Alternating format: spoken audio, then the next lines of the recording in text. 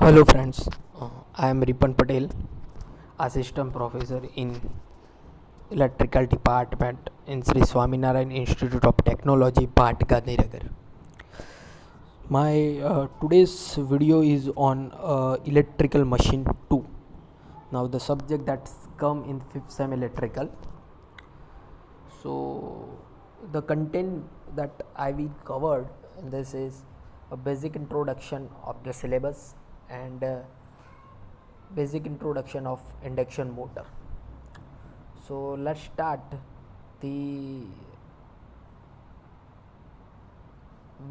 start with the syllabus introduction. So the subject electrical machine 2, as name say electrical machine 2, that means you have already gone through the electrical machine 1 in previous semester. So in that you have learned a DC machine and transformer, but here it's mostly AC portion. Okay, so electrical machine 2 contains 5 chapters. First chapter, that is a induction machine. Second, single phase induction machine. Third, synchronous machine. Then synchronous motor, and last, that is a special machine. Okay, credit and lectures per week is given. Teaching scheme is there. Lecture per week, that is 4 hour, and 2 hour laboratory session is there. So the credit of the subject, that is 5. 70% external, 70 marks examination external, then 30 marks midsem, and 50 marks that is viva in the form of practical marks. Okay, so the total weightage of the marks, that is 150. Okay, so let's see the what is there and why we are studying this subject, machine 2 or this motor. So in electrical machine 2, only motors are there. From syllabus you can see is only motors are there. So as we know that the whatever generation is there, electricity generation is there, 70% of electricity is consumed by the motor. 70% of the electricity is consumed by the motor. Okay, so now you can see what is the importance of motor. Okay, so in this chapter in this syllabus, AC motor is there. Okay, so numbers of AC motors are there. Okay, so first chapter, that is the induction motor or induction machine. Okay, so in the chapter it include what types of induction motor, construction of induction motor. Okay, then it's the performance parameters of induction motor, then which are the tests that perform on the induction motor, and what is the behavior of induction motor when it's connected to the load. Okay, so they all the things, and what the problems comes when you connect the with the load. Okay, so that all the topic is covered in induction, that in first chapter. Second chapter, that is a single phase induction motor. Okay, so first chapter, that is a 3 phase induction motor, and second is a single phase induction motor. As we have a 2 phase, we can say single phase and 3 phase, so accordingly supply motors are there.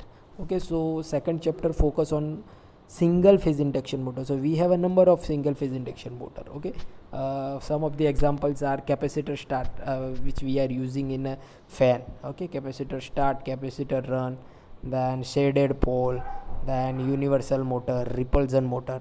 Okay, so these are the examples of single phase motor. So in second chapter you will see the construction features and principle of this motors.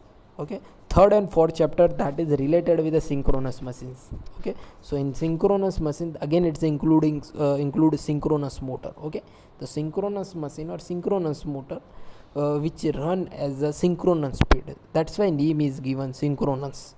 Okay, so third and fourth chapter mostly focus on the synchronous motor principle, working, construction, then the test which are performed, and when the motor is connected with a load. Okay, so applications of the motors. Okay, the numbers of operation when it's connected with a load. Okay, so they all the topics are covered will cover in third and fourth chapter. Okay, and last chapter, that is a special machine. Okay, so special machine is, as name says, special, so it's a differ from the conventional.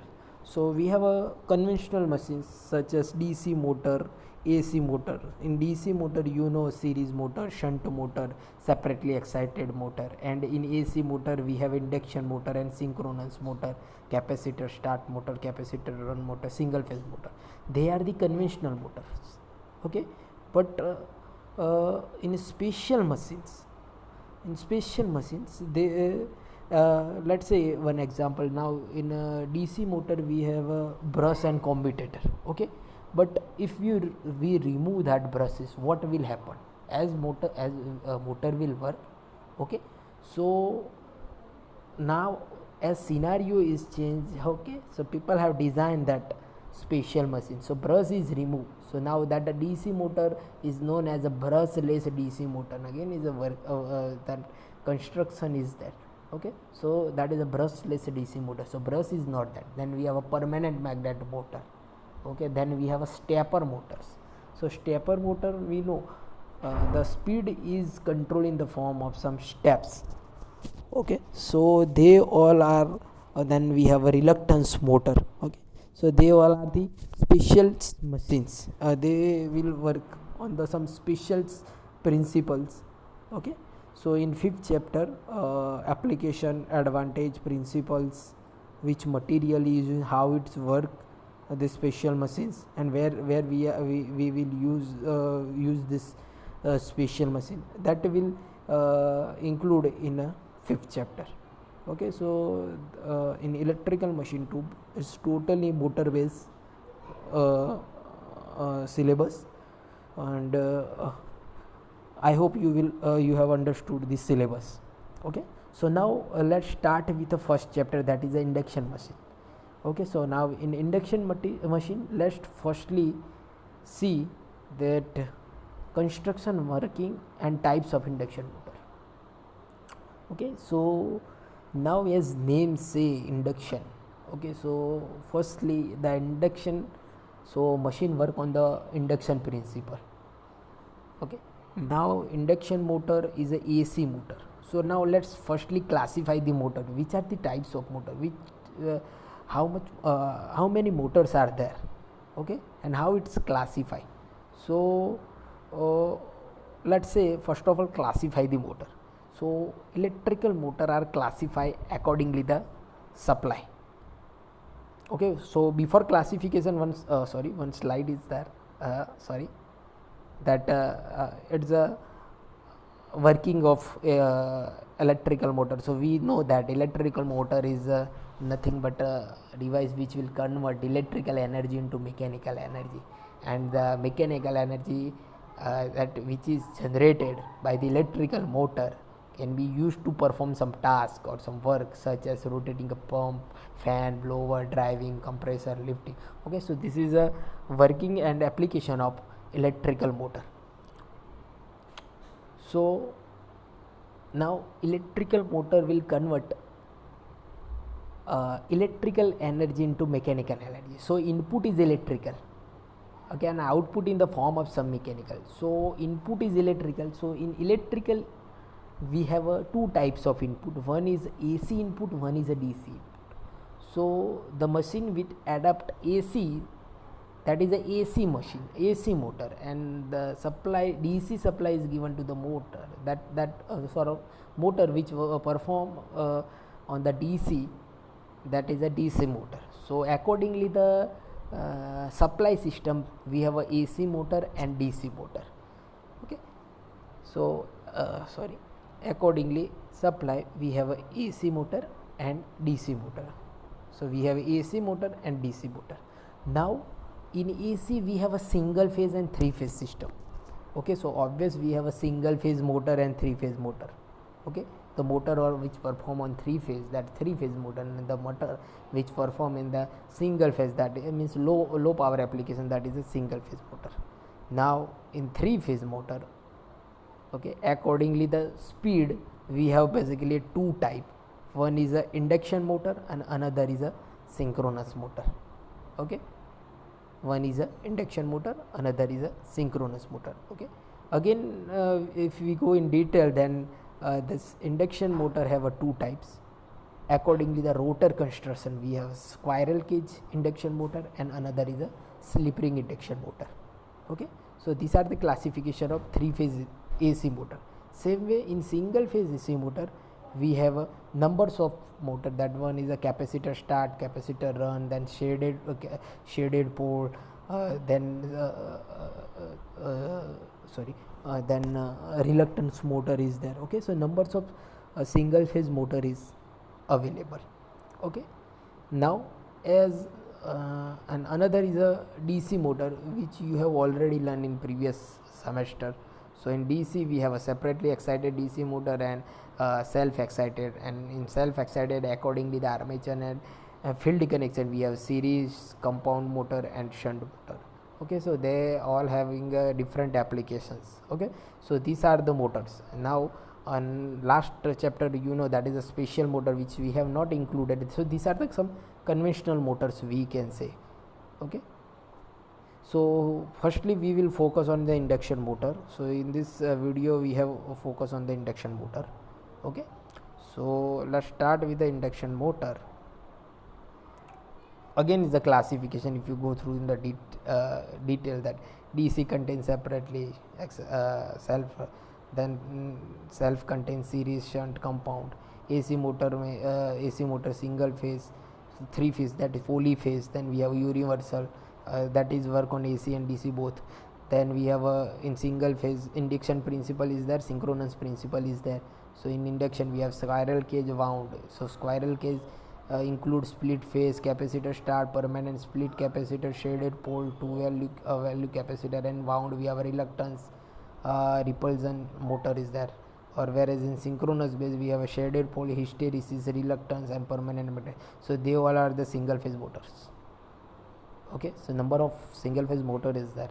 Then in three phase we have a induction motor and synchronous motor, and accordingly the rotor construction, induction motor again defined wound rotor means squirrel cage, and slip ring induction motor. Okay, so these are the classification of motor, accordingly the supply, accordingly the construction, accordingly the principle. Okay, so now let's come to the point, that is a induction motor. So mostly commonly used motor in the industries. So as I have already told that whatever generation of electricity is there, 70% of electricity is consumed by the motor. Okay, and in that 70% means in that 100% of motor, 70% motor is induction motor. 70% motor, that is a induction motor. 70% motor are the induction motor. So why we are using this motor? So it having a number of advantage. Okay, so advantage in the form of, so it has very simple and extremely robust construction, unbreakable construction. Its cost is low and very reliable, high efficiency we can say, minimum maintenance is there, and it can directly apply.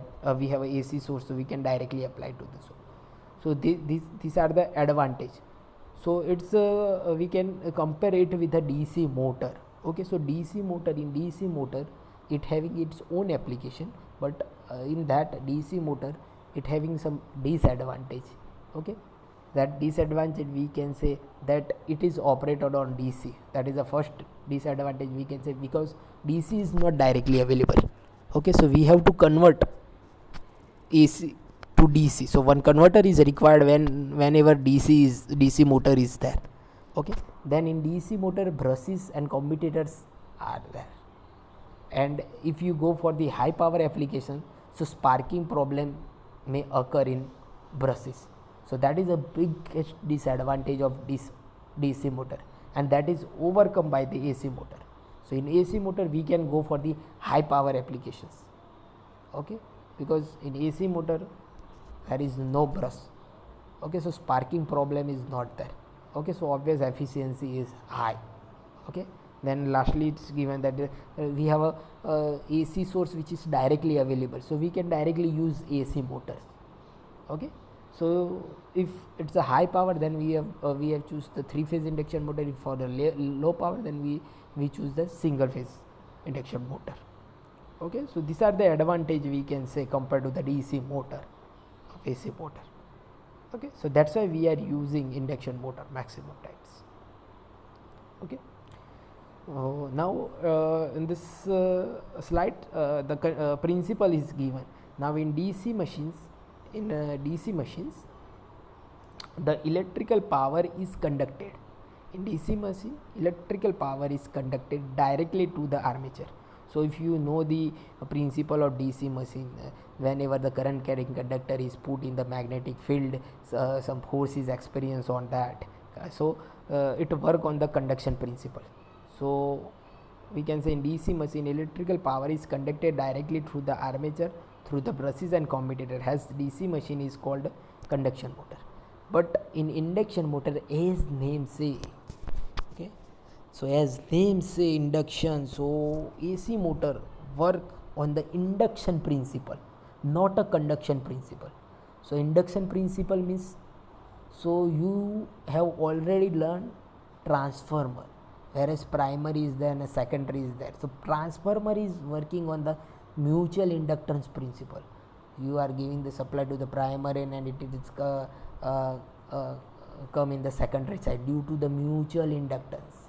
So same principle or same phenomena is occur in induction motor. So we can say induction motor is same as a transformer. Induction motor principle same as transformer, or in another word we can say induction motor is nothing but a rotating transformer. So in a transformer we have a primary winding, secondary winding.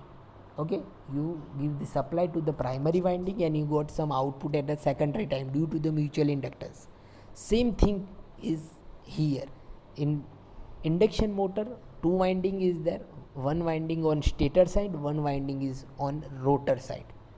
So you are giving supply to the stator side and mutually that EMF is generated on the secondary means rotor side and some force is experienced and it's work. Okay, so we can say that work on the transformer action. Okay, so in a motor we have a stator as a primary winding and a rotor as a secondary winding. Sometimes this machine is also called a synchronous motor. Okay, so in induction motor, so principle, now you know it's a working principle of induction motor, that is a mutual inductance, and that's why motor name is induction motor. It will work on the principle of induction. So let's go through the different parts of induction motor. So there are mainly 2 parts. One is a stator. Mainly 2 parts is there. One is a stator and another is a rotor. Now stator, as name says, stator, that is a stationary part, fixed part, which is not in the form of movement or movable part. So stator is a stationary part of the motor. Okay. A stator, so again in stator winding is placed. So winding is there on the stator side, okay, where 3-phase supply is given or supply is given to the stator side. Okay, whereas in rotor, as name say rotor, that means it's the form of rotating part. So it's the rotating part of motor. Stator is a stationary part, rotor is a rotating part. Again in rotor winding is there, and it is the rotor is connected to the mechanical load. Okay, so through the some shaft. Okay, shaft is there, rotor is rotated, and that mechanical load is connected to the shaft. Okay, so let's see again in the detail. So there are some other parts of machine. One is a shaft for transmitting the torque to the load. The shaft is made of steel. Then bearing is there to support the shaft. Okay, then we have a fan for the cooling purpose, because motor is a rotating device, so rotation is there, so obvious losses is there or heat is there. So to manage that heat or to overcome that problem, fan is required. Okay, then we have a terminal box where supply is given. Okay, so we have a terminal box, and then we have a air gap between stator and rotor. So this is the, we can say, photo of induction motor. Okay, so where we can see there stator is there, so it's a cut sectional view of induction motor. So stator is there, then we have a rotor, which is this is a rotor which is a rotating part, then we have a stator, this one, then bearing is there, then this is a frame. In DC machine, you know, yoke, outer body to provide the protection, so here again is known as a yoke or frame. Then we have a cooling fan is there, bearing is there. Okay, stator and rotor is there. Okay, so you can see the picture how the induction motor look like. Okay, okay, now let's say what is there in the stator. So stator is a stationary part of induction motor.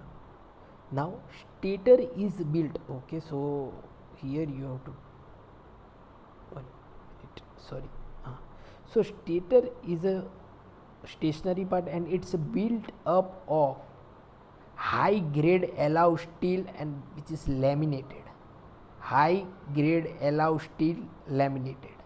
Okay, so special construction must be required to reduce some losses, and that losses is eddy current and hysteresis losses. Okay, eddy current and hysteresis losses. Okay, now in stator, three main parts are there. One is outer frame, stator core and stator winding. So outer frame of stator, obvious to protect the part of machine. For a small machine, the outer frame is casted, but for large machine it is fabricated. Okay, so it is one type of yoke for a stator, we can say. Okay, then we have a stator core. So stator core is the main thing where winding is wound. Okay, now the core of stator carries three-phase winding, which is usually supplied from the three-phase supply. Okay, so here you can see, a minute. Okay, then the stator core is built of high grade steel, silicon steel stamping. Okay, so special design is there, as I already told. Now the main function of that core is to carry the alternating magnetic field and to reduce the hysteresis and eddy current losses. Okay, so that's why that high grade steel stamping is there to reduce these two losses, hysteresis and eddy current losses. Okay, now the thickness of the stamping is usually 0.3 to 0.5 mm. Okay, and then lastly we have a stator winding. So in core, stamping is there and some slot is there, so in slot we have a stator winding. So stator winding, obvious three-phase winding is there. So stator winding are housed in stator slot with a double layer. Okay, and then winding may be concentrated in star or delta accordingly the application. Okay, so how it look like, you can see here. Okay, you can see here. Okay, so frame is there, then stator slot is there, then stator winding is there. Same phenomena is there in a rotor side also, and a pictorial view you can see here. Okay, slot, core and winding. Okay, so how it look like, it look like this. Okay, okay, so now second part is a rotor. So rotor is a rotating part and the same material is used as a stator in rotor. So rotor is a also built up with a thin laminated steel, lamination of the same material as a stator. There are two type of rotor. One is, sorry, there are two type of rotor, which is not okay. there are two type of rotor. So we have a squirrel cage rotor and another is a wound or slip ring type of rotor. So basically we have a two type of rotor. So rotor construction, a winding construction, we have one is a squirrel cage, another is a slip ring. So what is the difference in that two? So in squirrel cage rotor, it consists of laminated cylindrical core having a semi-closed circular slot. Okay, copper or aluminum, you can choose that material, copper or aluminum winding material. So in squirrel cage induction motor or squirrel cage rotor, copper and aluminum bars are used, not windings, but rod or bar are used in the slot. Not single wire is there, but heavy bar is placed in particular slot and it's short circuited at the end. So at the end side it is a short circuited.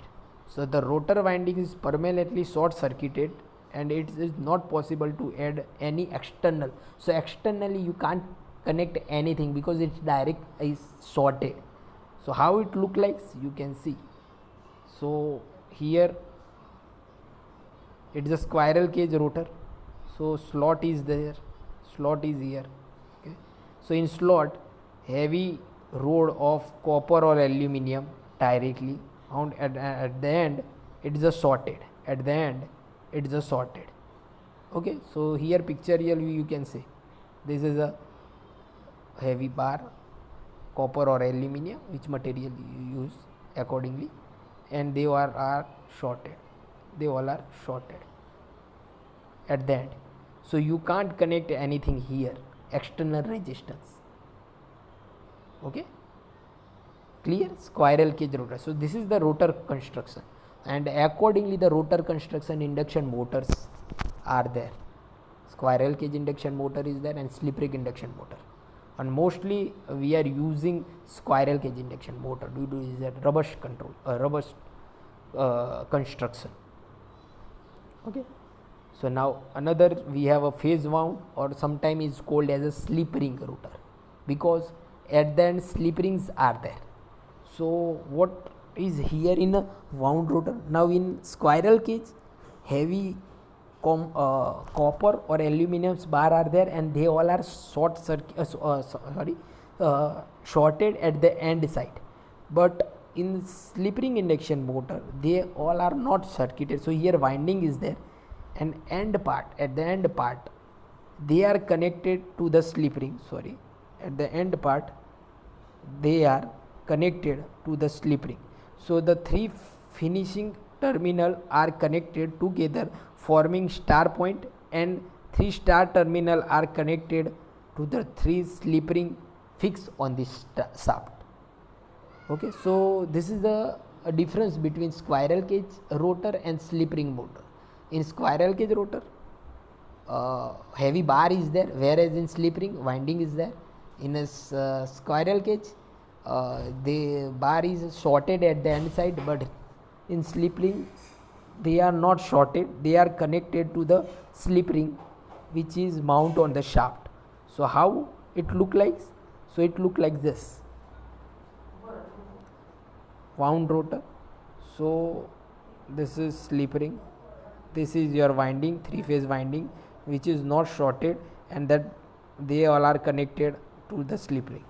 This is the slip ring. So the end portion is remain open, and you can connect external resistance if you require. If you want to control the speed or increase the torque, you can connect external resistance. So pictorial view you can say this is winding and they all are connected at the slip ring part, and here you can connect external resistance to control the speed or to control the torque of machine. Okay, so that is the advantage we can say of slip ring induction motor. But slip ring is there, so again we can say it's a disadvantage. A sparking problem may be there. Okay, so I hope you have clear with the slip ring rotor and squirrel cage rotor. Okay, so the both having a advantage and both having some disadvantage. Okay, so if we comparing this two, okay, slip ring and squirrel cage. So construction of slip ring, we can say some way complicated because slip ring is there and brushes is there, whereas squirrel cage induction motor construction is very simple because winding is sorted at the end part. Okay, then second is the rotor winding is similar to the stator winding is slip ring induction motor, but in squirrel cage rotor side winding is not there, but copper or aluminum bar is there. Okay, copper or aluminum bar is there, and which are permanently shorted with the end ring. Now in slip ring we can easily add resistor because external end part is open, but in squirrel cage rotor is permanently short, we can say end portion, so we can not connect any external resistance, but here we can connect some external resistance. So advantage of that external resistance is due to the presence of external resistance, high starting torque can be obtained. So if we require high starting torque, so we can vary the value of resistance and finally we can vary the torque of the machine. But here there is no external resistance, so we can't improve the torque. So in some application it's required high starting torque, so it's preferred to use a slip ring induction motor instead of squirrel cage induction motor. Okay, now slip ring having a brush, but squirrel cage haven't. Okay, so brushes is there, so may chance of sparking may be there if we go for the high power application and load is high, but that will not happen in squirrel cage.